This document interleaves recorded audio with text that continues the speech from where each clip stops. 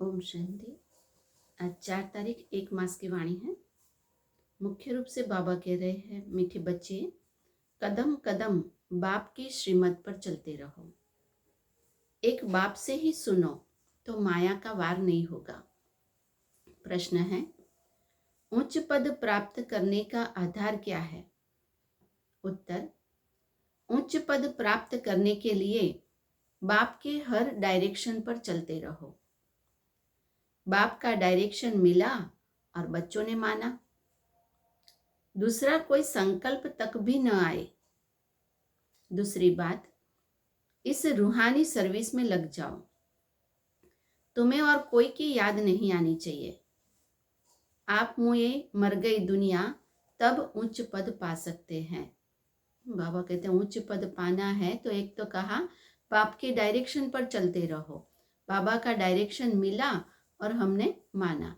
और दूसरा बाबा ने बताया कि रूहानी सर्विस में लग जाओ। यहाँ जो कुछ दिखाई देता है कोई काम का नहीं है, इसलिए समझना है आप मुझे मर गई दुनिया। गीत है, तुम्हें पाके हमने जहां पा लिया है। ओम शांति। मीठे मीठे रूहानी बच्चों ने यह गीत सुना। वो है भक्ति मार्ग का गाया हुआ। इस समय बाप इसका रहस्य समझाते हैं। बच्चे भी समझते हैं अब हम बाप से बेहद का वर्षा पा रहे हैं। वह राज्य हमारा कोई छीन न सके। भारत का राज्य बहुतों ने छीना है ना। मुसलमानों ने छीना, अंग्रेजों ने छीना। वास्तव में पहले तो रावण ने छीना है आसुरी मत पर।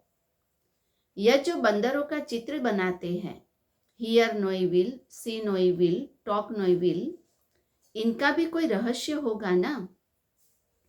बाप समझाते हैं, एक तरफ है रावण की आसुरी संप्रदाय जो बाप को नहीं जानते, और दूसरे तरफ है तुम बच्चे जो भगवान को अच्छी रीति पहचानते हो। इसलिए बाप कहते हैं मुख्य फायदा है याद की यात्रा से। याद से ही आयु बड़ी होनी है।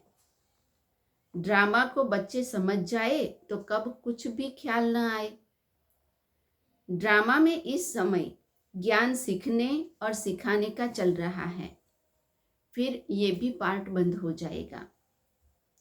न बाप का न हमारा रहेगा, न उनका देने का पार्ट और न हमारा लेने का पार्ट। इसलिए बाबा कहते हैं कि ये समय बहुत वैल्यूएबल है, तो इसी समय हमें पुरुषार्थ करके बाप को याद करना है और नॉलेज को जीवन में धारण करना है। अच्छा, मीठे मीठे सिकिलधे बच्चों प्रति माता पिता बाप दादा का याद प्यार और गुड मॉर्निंग। रूहानी बाप की रूहानी बच्चों को नमस्ते। हम रूहानी बच्चों की रूहानी बाप दादा को याद प्यार और नमस्ते। फिर धारणा के लिए मुख्य सार पहला है, माया पहलवान बन सामने आएगी, उससे डरना नहीं है। माया जीत बनना है। कदम कदम श्रीमत पर चल, अपने ऊपर आपे ही कृपा करनी है। दूसरा है, बाप को अपना सच्चा सच्चा पोतामेल बताना है। ट्रस्टी होकर रहना है। चलते फिरते याद का अभ्यास करना है। वरदान है, अपने स्वरूप द्वारा भक्तों को लाइट के क्राउन का साक्षात्कार कराने वाले इष्ट देव भव। जब से आप बाप के बच्चे बने, पवित्रता की प्रतिज्ञा की, तो रिटर्न में लाइट का ताज प्राप्त हो गया। इस लाइट के ताज के आगे रत्न जड़ित ताज भी कुछ नहीं है।